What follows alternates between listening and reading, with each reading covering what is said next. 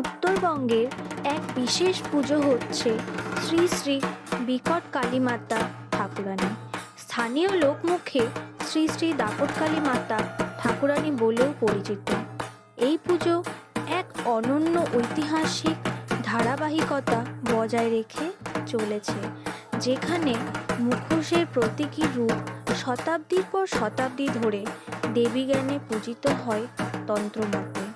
ছোটকালের ভূত প্রেত এবং ডাকিনীর গল্পগুলো এখানে নিছকীয়তা, বরং মুক্তির আধার।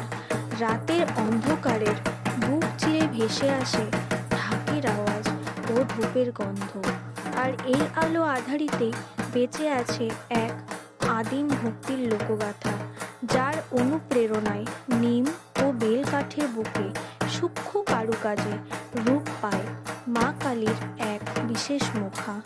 দক্ষিণ দিনাজপুরের চকদাপট ত্রিমোহিনীতে আজও অভেদ্য এই প্রাচীন ভক্তি ও বিশ্বাসের এক শক্তিপীঠ।